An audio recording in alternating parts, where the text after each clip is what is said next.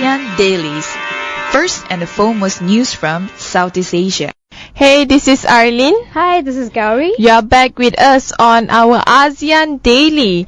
To start off our conversation today, do you know that a volcano in Bali was briefly I wouldn't say erupted, but spewing ashes, and this has forced shutdown of Bali airport. That's right, and the ash spewing from the volcano was so bad, and it's also the third time that happened this month, and it forced the cancellations of a lot of flights.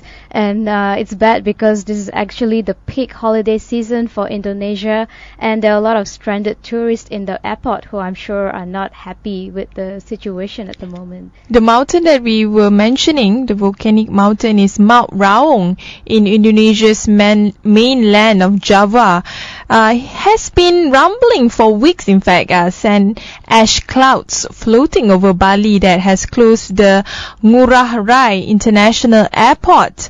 And the closure, like you mentioned just now, have been forcing a lot of tourists being stranded, especially in these busy holiday hours.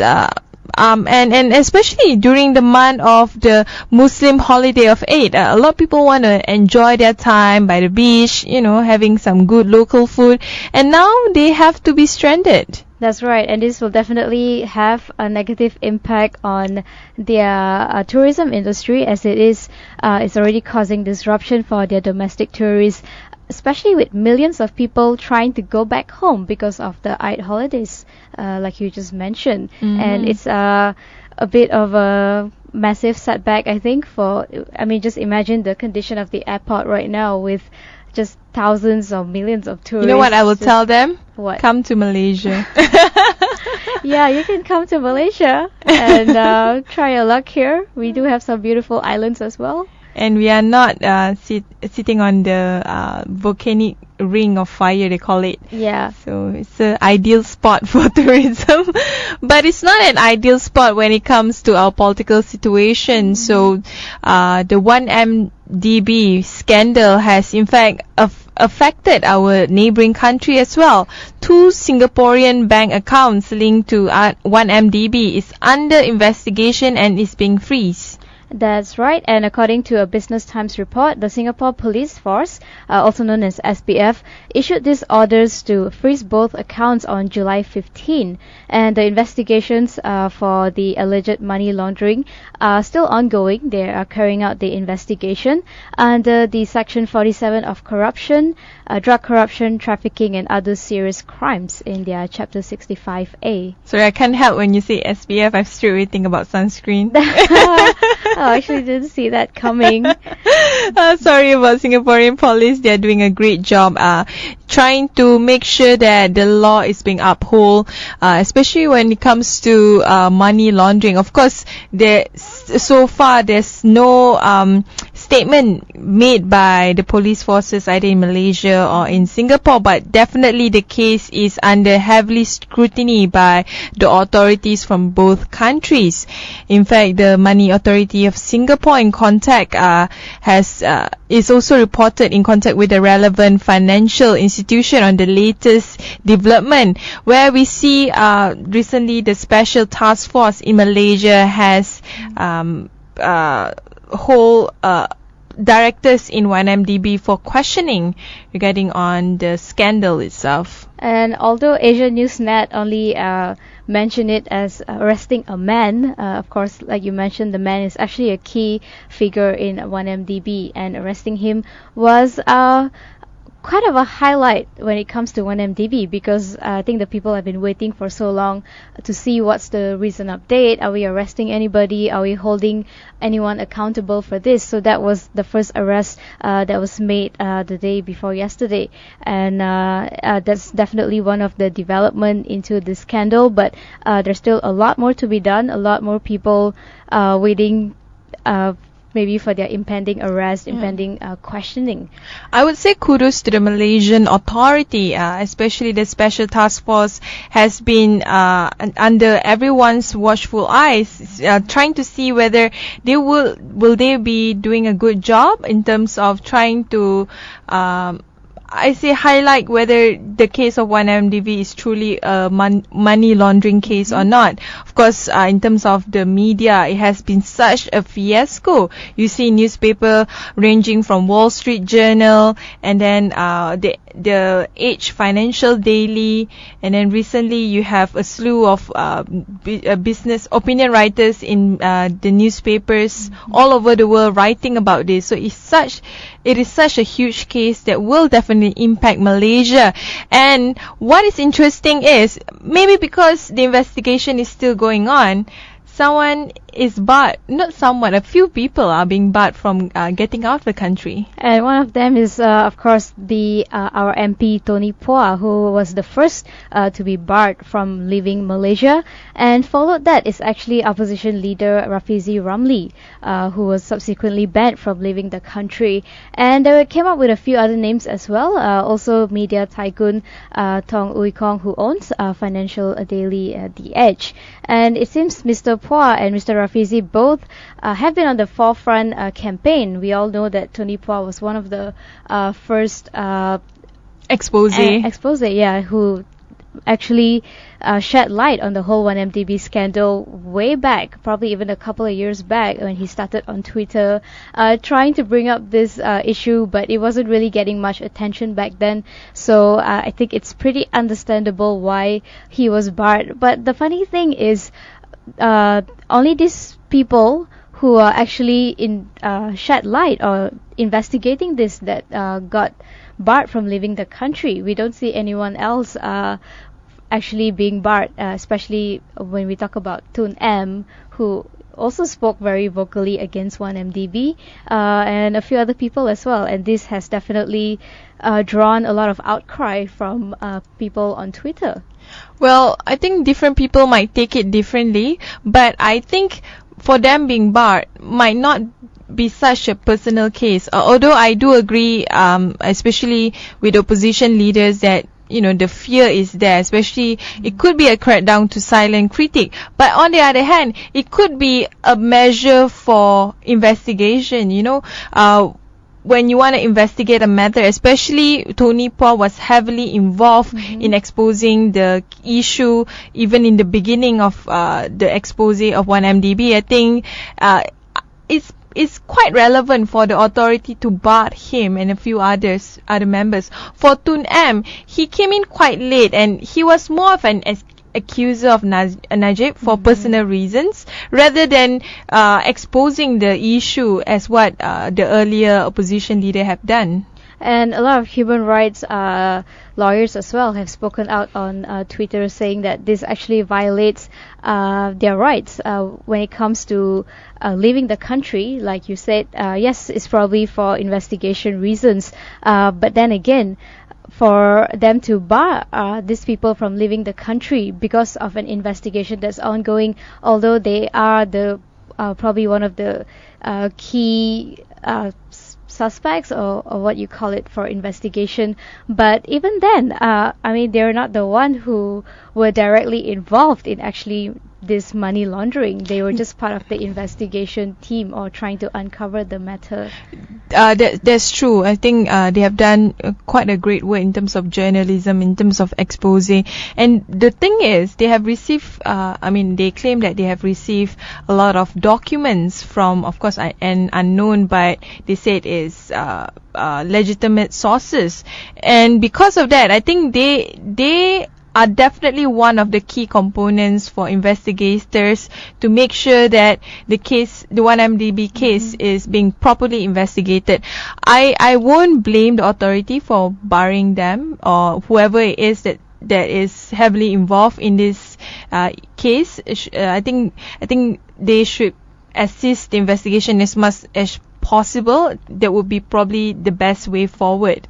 On the other hand, enough about 1MDB. I think it will be for months and months for us to really know what's the real deal, who's the real culprit behind this. Is it truly a money laundering scam, and how bad it has turned this country into. And on the other hand, I think let's focus on Vietnam. So, crackdown on undocumented Vietnamese workers gain speed. And the Cambodia's immigration police have arrested 36 undocumented Vietnamese workers during raids in the central Phnom Penh, as well as the Kando province yesterday, while 72 more Vietnamese nationals were deported in the kingdom. And this is according to the officials who were involved in the investigation. And political analyst Sok Thach said that these raids were of course not racially motivated. The government did not specifically target the Vietnamese nationals, but so happens that most of the undocumented workers in Vietnam at the time were all Cambodians. And according to Mr. Touch, sorry, sorry, laughing about this. According to him, that the opposition has long criticized the government for lax enforcement of immigration law. If the government continues to enforce the law, the Cambodian People's Party will regain its popularity with more votes in the next election. So this is actually a move to win the people's heart rather than it being racially motivated at the Vietnamese nationals. But you can't help it, isn't it, when your next door neighbors, these things are actually bound to happen. You have undocumented workers coming in trying to look for better opportunities. So at the end of the day, it also goes back to this Vietnamese government on how they can handle this, how they can provide legal documentation or provide a safer legal way for their workers to work in other countries. And I thought it's just a problem in Malaysia. Exactly. It's everywhere else in Southeast Asia. And if you want to win the hearts and minds of the people, nothing would win more if you have minimum wage. So according to this news, Myanmar's factories in fact are not happy about it because they say that, we will have economic shutdown if minimum wage hike goes ahead. But the government, I think, hopefully is listening to the voices of the people rather than these factory owners. I think so, and these factory owners are just bullshitting. I do not think that their claim that they cannot pay the minimum wage is actually legit, because they are very big companies and factories, and they are quite well established, and for them to say that they cannot pay a daily minimum wage of $3.2 is kind of ridiculous. I'm speechless, Gowri. Exactly.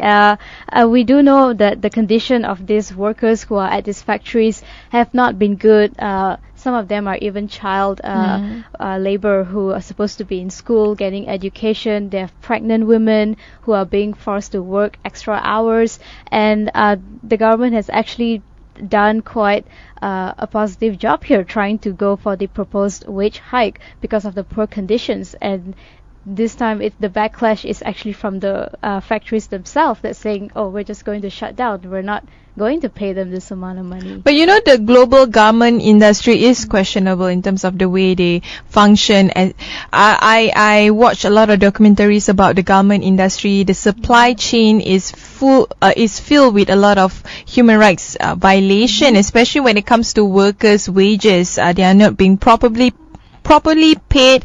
They are being forced to work over the working hours that they are allowed to, and of course the condition of the factory itself is quite sometimes hazardous to these workers. A lot of chemicals are being involved, especially in the making of jeans.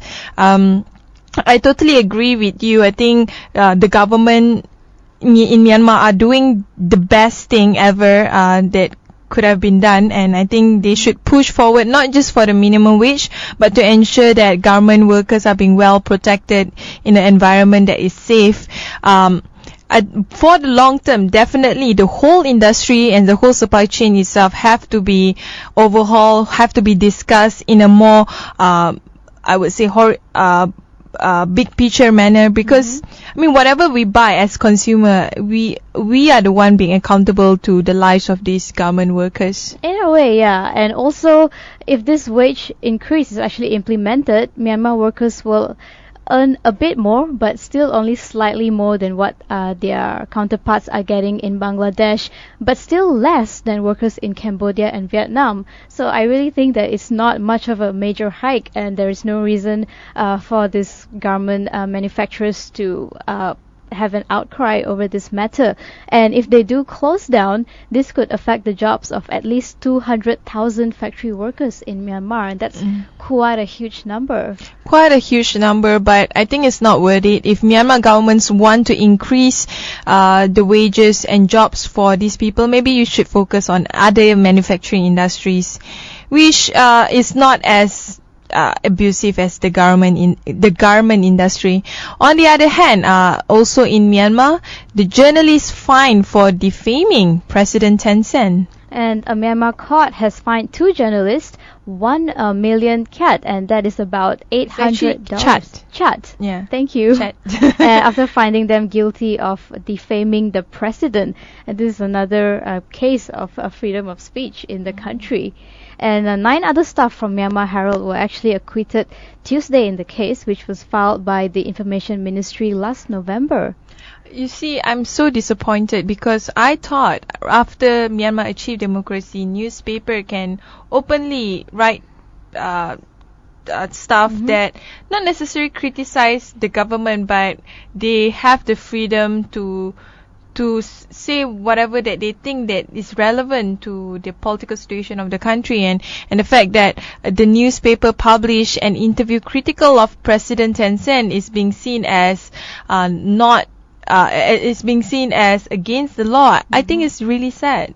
It is, and like you mentioned, for a country that's heading into democracy, one of the things that really matter is the freedom of expression, and that's also kind of the same problem that we're facing in Malaysia, even though we are already a democratic country. And in order to head in that direction, other than freedom of expression, we also want to make sure that the people have the right to voice out whatever they want, especially being critical of the government. I think that's one very important aspect in any country, because as a citizen, you have the right to say something if you are not happy about the Prime Minister, President, government, whoever it is. And for them to just take an interview out of context and say that this is defaming the President, I think they're just shooting themselves in their foot, because they are just solidifying that image that Myanmar is not ready yet for democracy. Yes, that's true. And because of that, we are taking one short break. When we return, we will discuss more on business and economy in Southeast Asia.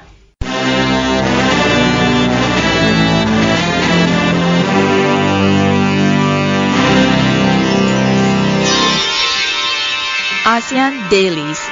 First and the foremost news from Southeast Asia. Hey, this is Arlene. Hi, this is Gowri. And of course, you're still with us on ASEAN Daily. Talking about economy. No economy has been hit as bad as the 1MDB compared to this president of a really huge conglomerate. I'm talking about Toshiba. So 2 ex-Toshiba presidents quit in scandal. Yes, we are talking about the Toshiba Corporation, and President Hisao Tanaka and 8 other senior executives, including 2 former presidents, have resigned on Tuesday to take responsibility for some of the accounting irregularities that popped up, and also very seriously tarnished the reputation of Toshiba, which is an electronics giant. They used to be very popular, especially in the 90s and early 2000s. Chairman Muronachi unveiled a major shake-up in top management, which probably they needed so badly right now.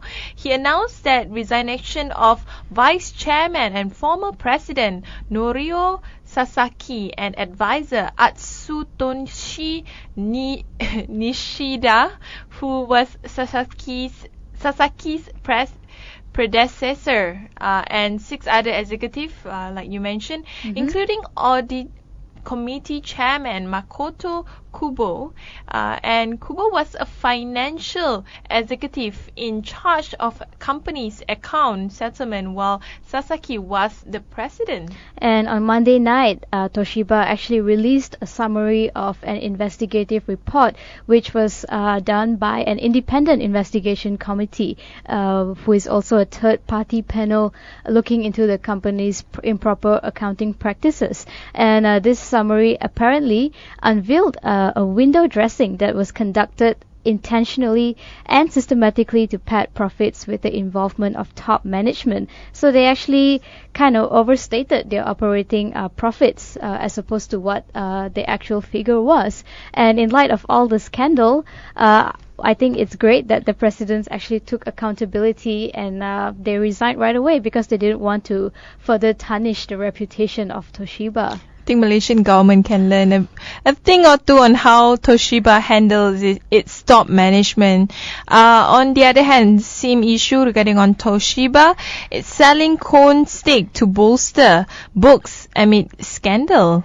Yes, and Toshiba apparently has also finished a stake in its firm, and they have sold it off to sort of counter the impact and bolster its books amid the recent accounting scandal. And the deal comes just a day after Toshiba's president resigned amid the scandal, and they said that this sale would help efficient use of the company group assets and also to improve the balance sheet. So just to give a little summary about the whole incident, you were mentioning about Sasaki earlier, who was the vice chairman, together with President Tanaka, who resigned after they found out that the firm had overstated its profit by a total of 1.5 billion yen over a 6-year period, and this whole scandal actually started back in 2008. And it has taken them quite some time to unveil the scandal, but at the same time, I think from the looks of it, it was resolved pretty quickly, considering that the statement just came out on Monday, the whole report about how they were misusing the funds in the top management. So there you go. You have to learn from it. And I think for the biggest winner here besides Toshiba is definitely the Finnish firm Kone that are buying the stake of Toshiba, and hopefully it can shake up and improve that brand, because I think it is still a trusted brand, and it is great that the management itself see that its potential to ensure there's enough ethical practices and smooth operation. And maybe we should also hire their independent panel to carry out investigations, since it's taking so long for us to make just one arrest when it comes to our own monetary scandal. Are you sure you're okay with giving that statement? We are not so sure yet what is happening on the ground, but yeah, hopefully things will get well with the investigation on 1MDB as well as with the Toshiba scandal. Another on the other hand, while Japan is focusing a lot on its large-scale family-owned companies like Toshiba, in China, a lot of its locally homegrown brand is doing really well. For example, Huawei smartphone sales jumped 39% in the first half of the year. And this it comes after the world's fourth biggest smartphone maker posted a 30% growth in overall revenue also on Monday. And Huawei said that it has so far shipped 48.2 million devices globally just in the first half of 2015. I think that's quite an impressive figure, and giving them more than 80% surge in handset sales revenue. And of course, they have a lot of competition going on in the smartphone industry. Pretty much everyone is producing smartphones right now. And good quality smartphone at a very cheap price. And their biggest competitor at this moment right now is Apple and Xiaomi, and it seems that they have also managed to defy a slowdown by Samsung and Xiaomi, speaking of those two who are also smartphone giants. I have to admit to you that a lot of my friends who used to be worshipper of Korean phones and as well as the American phones now have changed to Chinese phones, and they say that it's actually as good as those that are in the Western countries as well as by Korean companies. I think there's a lot of factors that goes into it as well. Although most of the Chinese phones were said to just copy the Apple iOS and also the Android, but then again there is this rule where if you want to copy someone, copy and make it better. And I think China has managed to do just that, and they are also offering it at a reasonable price. And I think people generally they don't see the point of investing in an iPhone or even a Samsung Galaxy when they can get similar features and nice looking phones for a much cheaper price. Mm-hmm. There you go. If my phone, I'm not going to say what I'm using. If my phone is not doing well now, if I were to buy another phone, it could be made in China. You Definitely. Never know. Same goes for me. Okay, anyway, we'll take one short break. When we return, we will talk more about something that is brewing in the Philippines, and it requires a padlock for it.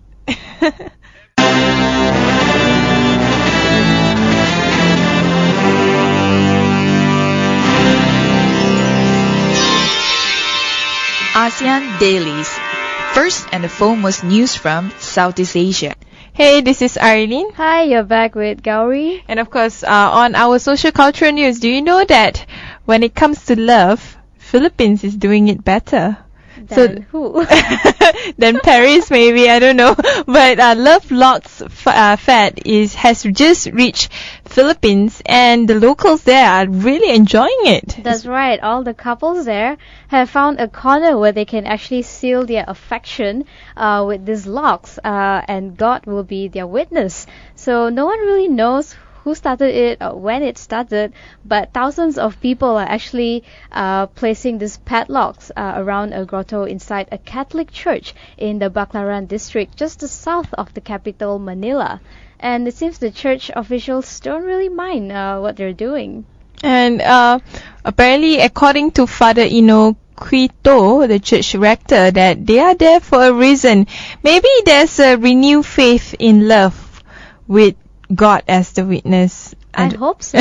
We need more love. I think there's a lot of violence and war going on at the moment, and it's great that the Philippines have started this fad. Mm-hmm. And although in Paris it's become sort of an old news that they have started throwing away this padlock. Aw, just because it's too heavy? Yeah. Love should have no weight to it.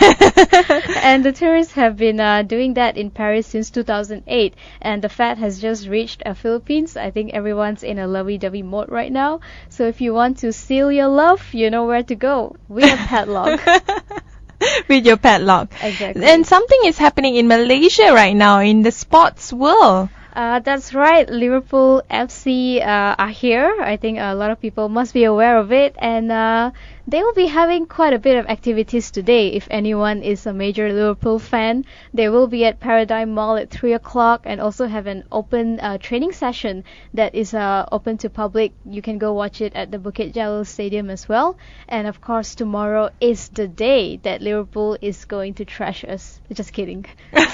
Gowri, how can you not be patriotic to Harimau Malaya? I'm very patriotic, which is why I know our team so well. Anyway, thank you for listening to our rant. Yeah, enough of Gowri's negativity. Tune in again with us. Later on, we will share with you about green markets. And speaking of green market, we have the president herself who came all the way to our studio from Economics. So you don't want to miss that discussion to know more about your eating habits and to head to a more organic lifestyle. Stay tuned.